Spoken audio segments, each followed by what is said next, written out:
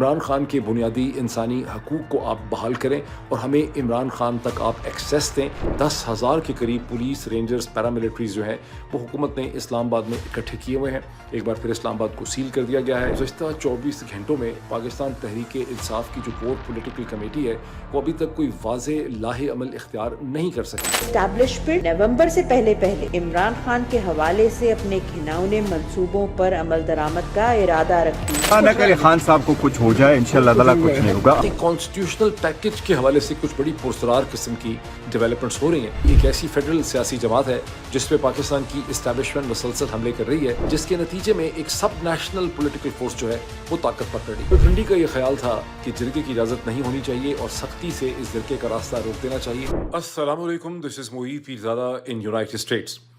12 اکتوبر 2024 ہفتے کا دن ہے۔ ابھی یہ دن پاکستان میں گرو کر رہا ہے، ڈیولپ کر رہا ہے، پروگرس کر رہا ہے، لیکن صبح سے جو کوئی ڈیولپمنٹس ہوئی ہیں اور گزشتہ 24 گھنٹوں کی جو ڈیولپمنٹس ہیں اس حوالے سے ایک اپڈیٹ اور اس کا ایک کوئک انالیسس میں آپ کے سامنے رکھنا چاہتا ہوں۔ ان ڈیولپمنٹس کا تعلق جمرود میں خیبر ڈسٹرکٹ کے اندر پختون جو قومی جرگہ ہے اس سے بھی ہے۔ ان ڈیولپمنٹس کا تعلق عمران خان کی صحت، ان کے حوالے سے جو بہت سے اندیشے ہیں، اور اس حوالے سے پاکستان تحریک انصاف نے جو ایک یک نکاتی سنگل پوائنٹ ایجنڈا حکومت کے سامنے رکھا ہے کہ عمران خان تک ہمیں آپ ایکسیس دیں، ان کے بنیادی انسانی حقوق کو بحال کریں، ورنہ ہم ڈی چوک پہ دوبارہ سے احتجاج کریں گے 15 اکتوبر کو۔ یہ بھی ایک ڈیولپمنٹ ہے، اور اس کے ساتھ ہی کانسٹیٹیوشنل پیکج کے حوالے سے کچھ بڑی پرسرار قسم کی ڈیولپمنٹس ہو رہی ہیں، اور آف کورس ان سے نتھی بہت سی ڈیولپمنٹس ہیں۔ لیکن اس سے پہلے کہ میں عمران خان اور کانسٹیٹیوشنل پیکج کی دو ڈیولپمنٹس کی طرف چلوں جن کے بارے میں مجھے شک ہے، یا بہت سے لوگوں کو اس وقت شک ہے کہ یہ کچھ آپس میں ملی جلی قسم کی ڈیولپمنٹس ہیں، ان کا آپس میں کوئی تعلق ہے، میں ایک کوئک کامنٹ جو ہے وہ جرگے کے حوالے سے کر دوں۔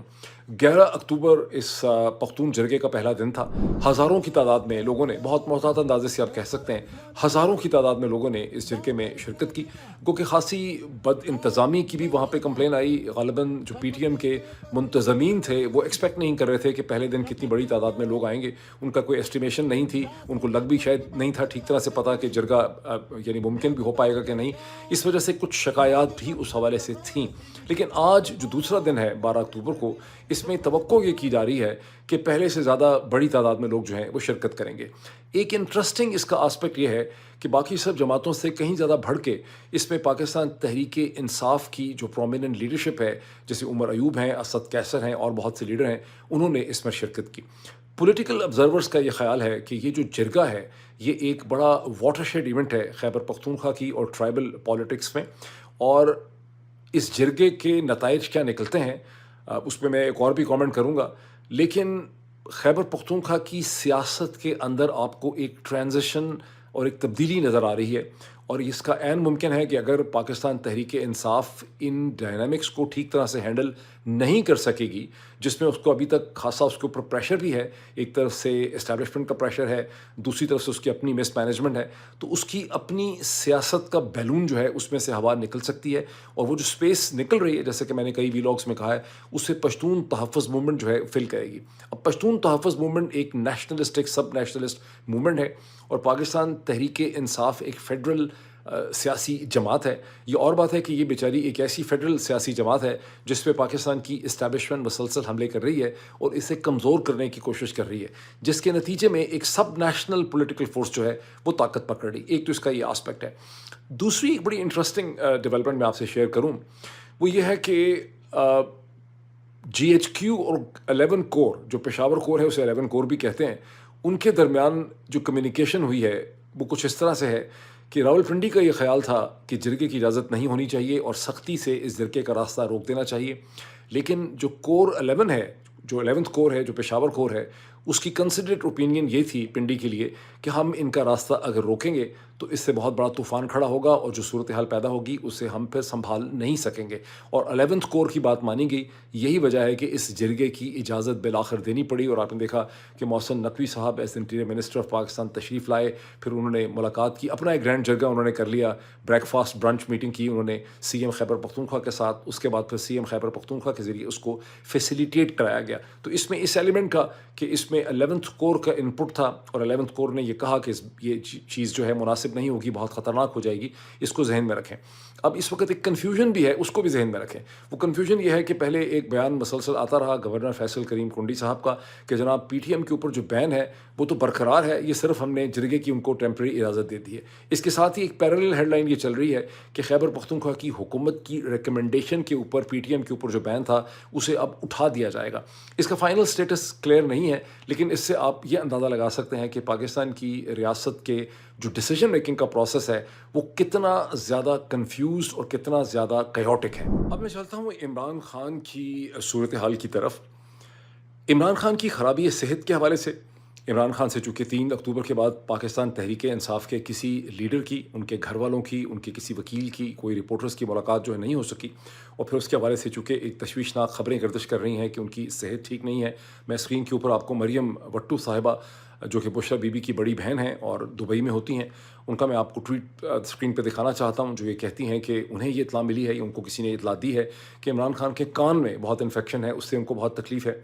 वो कहती हैं कि उनको सर में भी बहुत दर्द है, उनको ग़ालिबन उनके सेल से भी बाहर नहीं निकलने दिया जा रहा। फिर बहुत से लोग सवाल पूछ रहे हैं कि ये ख़बरें कहाँ से आ रही हैं। ज़ाहिर है कि ख़बरें कहीं से निकल रही हैं। इसी तरह से पाकिस्तान तहरीक इंसाफ का जो ऑफिशियल ट्विटर हैंडल है उसमें इंग्लिश के अंदर आपको खासा लंबा ट्वीट मिलेगा जिसमें इमरान खान की सेहत के हवाले से बहुत से खदशात का जिक्र किया गया है। पाकिस्तान तहरीक इंसाफ का जो ऑफिशियल यूट्यूब चैनल है वहाँ पर आपको मुराद सईद का एक मैसेज एक वॉइस ओवर के अंदर मिलता है। वो वॉइस ओवर का मैसेज भी मैं आपको यहाँ पे थोड़ा सा थोड़ा तो मुकम्मल तो थोड़ा ज़्यादा लंबा है, लेकिन उसका छोटा सा टुकड़ा मैं यहाँ आपको सुनाना चाहता हूँ। मैंने महीनों पहले ये इत्तला दे दी थी कि एस्टैब्लिशमेंट नवंबर से पहले इमरान खान के हवाले से अपने घिनौने मंसूबों पर अमल दरामद का इरादा रखती है। पाकिस्तान में मुकम्मल तौर पर मिस्र मॉडल लागू किया जा रहा है। गुज़िश्ता दिनों लगने वाली मुलाकातों पर पाबंदी, इमरान खान की अहलिया के बाद उनकी बहनों की भोंडे केसेस में गिरफ्तारी और उनके वकील इंतजार पंजोता की गुमशुदगी अगर इस खदशे को तकवीत देने के लिए नाकाफी थी भी, तो अब अडियाला से इमरान खान के हवाले से आने वाली खबरें इस बात पर मुहरे तस्दीक सब्त करती हैं कि इमरान खान की जिंदगी को शदीद खतरात लाहक हैं। अब आप जब मुराद सईद का ये मैसेज सुनते हैं, पाकिस्तान तहरीक इंसाफ के ट्विटर हैंडल के ऊपर जो होने वाली बहस है उसे देखते हैं, या पाकिस्तान का जो तहरीक इंसाफ का जो यूट्यूब चैनल है उस पर आपको एक मिनट कुछ सेकंड की एक छोटी सी वीडियो भी मिलती है जिसमें कहा जाता है कि चलो 15 अक्टूबर को जो है एहतजाज के लिए डी चौक की तरफ चलो, या इमरान खान के टाइगर आ रहे हैं। तो आपको ऐसा लगता है कि वाकई ही कोई एक फ़ाइनल पोजीशन जो है पाकिस्तान तहरीक इंसाफ ने इख्तियार कर ली है। लेकिन एट द सेम टाइम इसके हवाले से अभी कोई मुझे लगता है कि कुछ कन्फ्यूजन है, कुछ अबहाम है, इसमें कुछ फाइनलिटी नहीं है। वो मैं क्यों कहता हूँ, उसकी वजह है कि अगर ये फ़ाइनल फ़ैसला हो चुका है तो जब सलमान अकरम राजा साहब का मैं आपको शॉर्ट सुनाता हूँ कि जब वो इस्लामाबाद हाई कोर्ट से बाहर निकले थे तो उस वक्त उन्होंने जो कमेंट किया था कि मैं बहुत मायूस हूँ, वहाँ उनसे ये सवाल भी पूछा गया कि अब आपने क्या करना है। तो उस वक्त उन्होंने और बैरिस्टर गौहर अली खान ने ये कहा था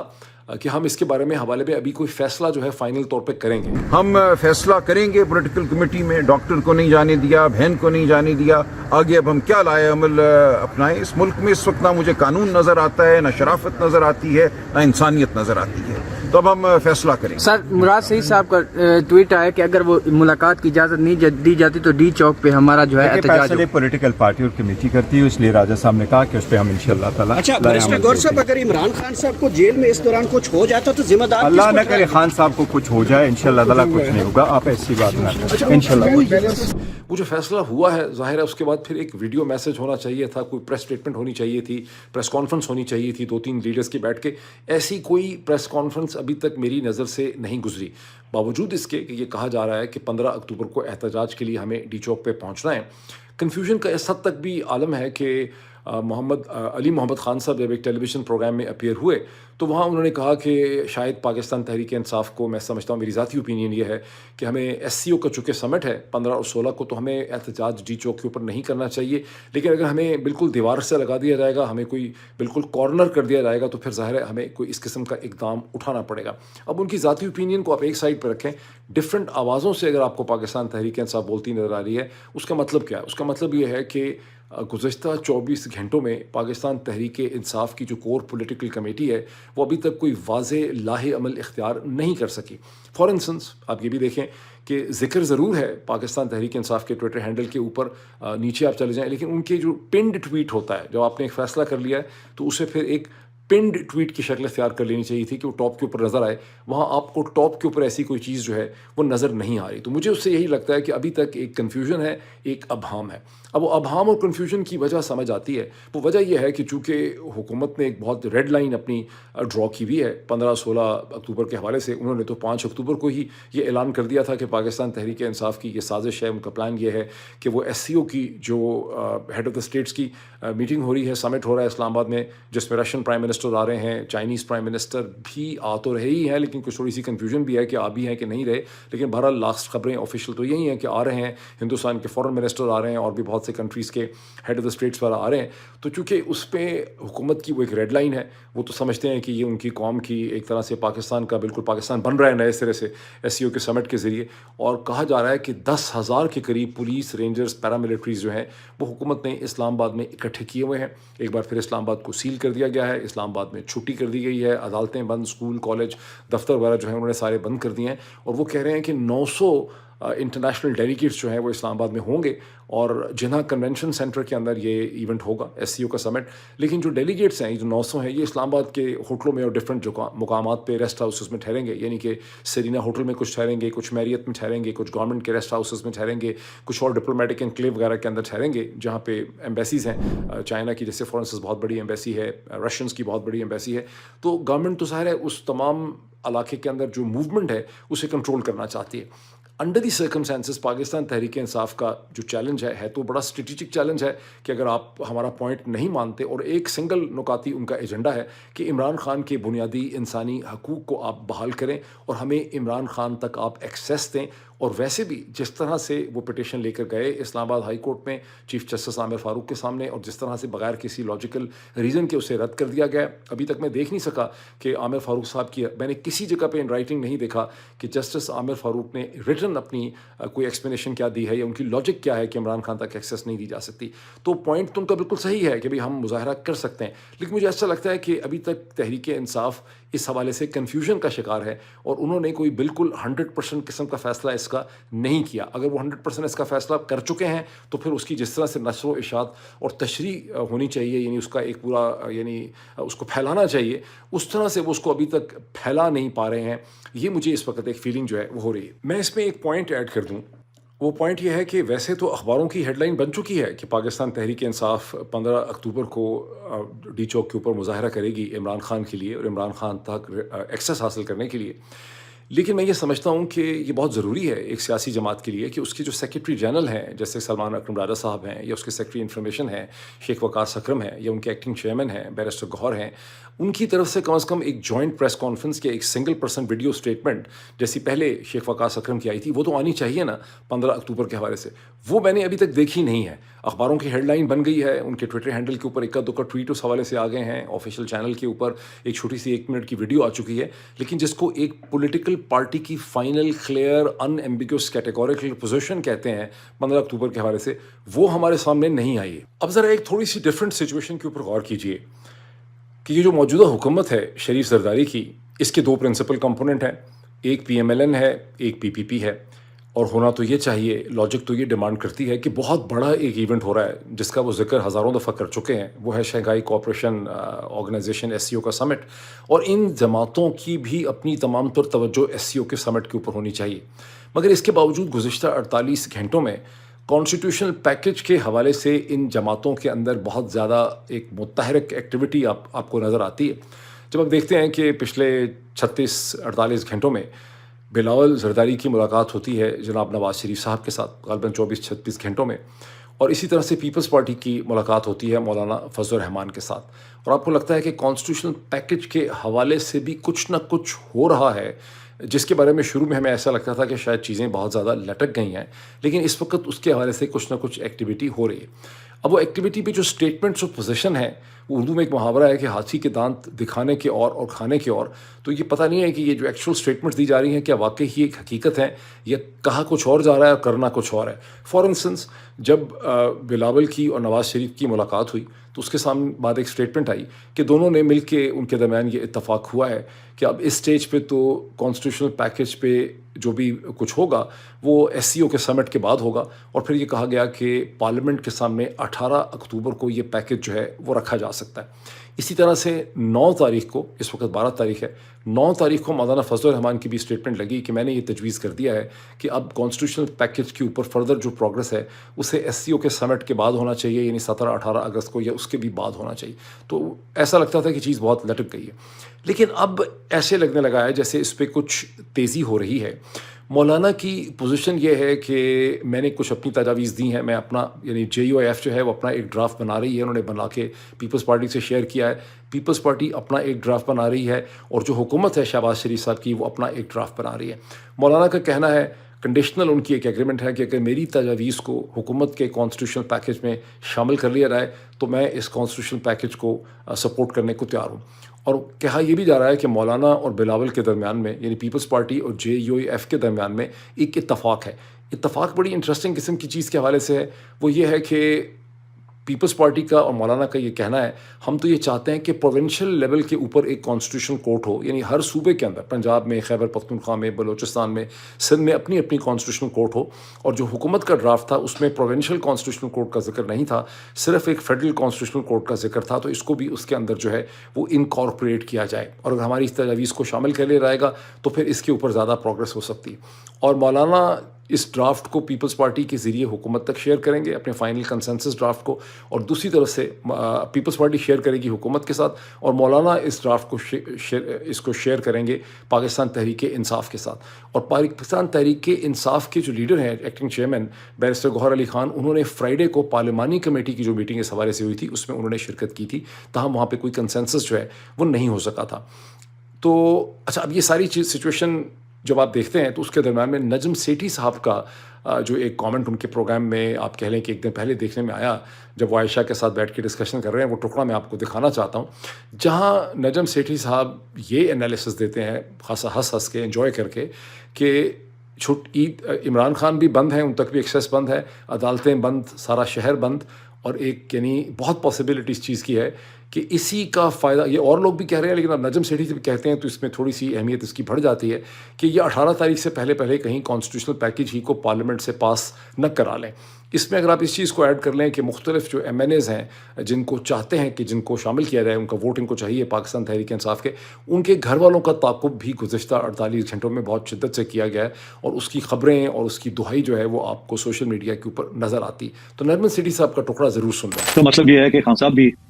لاک اپ، عدالتیں بھی لاک اپ، مزہ آ گیا. تو اس کا یہ مطلب ہے کہ 19 سے پہلے یہ کانسٹیٹیوشن امینڈمنٹ پاس ہو جائے گا. اس کا تو یہی مطلب ہے نا. اب میں ایک چیز کو تھوڑا سا ایمفسائز کر دوں ٹورڈز دی اینڈ، حرف آخر کے طور پہ، کہ اب سے کوئی تقریباً 10-12 گھنٹے پہلے جب پاکستان تحریک انصاف کی یہ پوزیشن میرے سامنے آئی کہ وہ ڈی چوک پہ 15 تاریخ کو احتجاج کریں گے، تو مجھے سمجھ آئی کہ وہ ایک کنڈیشن کے طور پہ اس کو کہہ رہے ہیں، یعنی یہ حرف آخر، یعنی ان کی یہ فائنلٹی نہیں ہے، وہ یہ کہہ رہے ہیں کہ ہمیں عمران خان تک ایکسیس دی جائے، عمران خان کے بنیادی سیاسی، قانونی اور ان کے انسانی حقوق جو ہیں وہ بحال کیے جائیں، ان کی بہن کو، ان کے ڈاکٹر کو ان تک رسائی دی جائے، ملنے دیا جائے، کم از کم کسی لیڈر کو ملنے دیا جائے. اور اگر ایسا کیا جائے گا، اگر ایسا نہیں ہونے دیا جائے گا تو ہم 15 اکتوبر کو جبکہ SCO کا سمٹ شروع ہوتا ہے، ہم ڈی چوک پہ آ کے مظاہرہ کریں گے یا احتجاج کریں گے. مجھے یہ سمجھ آئی کہ یہ فائنلٹی اس میں نہیں تھی. اب اس کے بعد سے کیا سچویشن ہے، جیسے کہ میں نے آپ کو کہا کہ ہمارے سامنے کوئی پریس اسٹیٹمنٹ نہیں آئی ہے آفیشیل لیول پہ. اب جنرلی یہی پرسیو کیا جا رہا ہے کہ 15 اکتوبر کو انہوں نے آنا ہے. اگر آنا ہے تو پھر ایک ریسپانسبل پولیٹیکل پارٹی کی حیثیت سے پاکستان تحریک انصاف کو اپنی پوزیشن جو ہے وہ کلیئر کرنی چاہیے. ذاتی طور پہ میرا یہ خیال ہے کہ ڈیمانڈ ان کا بہت ہی، پاکستان تحریک انصاف کی جو اس سنگل پوائنٹ ایجنڈا ہے وہ اتنا زیادہ بے ضرر ہے اور اتنا مناسب ہے اور اتنا جسٹ ہے کہ حکومت کو اسے مان لینا چاہیے. مجھے سمجھ نہیں آ سکتا کہ حکومت اس ڈیمانڈ کو کیوں ایکسیپٹ نہیں کرے گی. unless کہ ان کا کوئی اور ایسا یا تو شیئر ایروگنس ہے یا ان کا کوئی اور ایسا منصوبہ ہے جو عمران خان تک رسائی دینے سے خطرے میں پڑتا ہے، یا ان کی کوئی انٹینشن جو ہیں وہ ٹھیک نہیں ہے، جس کی طرف مسلسل لوگ جو ہیں وہ اشارہ کر رہے ہیں۔ ابھی اس حوالے سے اتنا ہی۔ دل تو میرا بڑا چاہ رہا ہے کہ آپ کی اور میری جو انتہائی محبوب شخصیت ہیں جناب ڈاکٹر ذاکر نائک صاحب، وہ جو شگوفے بکھیر رہے ہیں، جو نئی نئی باتیں انٹرسٹنگ ان کی ہمارے سامنے آ رہی ہیں، اس کی میں تھوڑی سی ڈائسیکشن کروں، لیکن ابھی نہیں، پھر موقع ملے گا تو پھر کریں گے کسی اگلی ویلاگ میں۔ Thank you.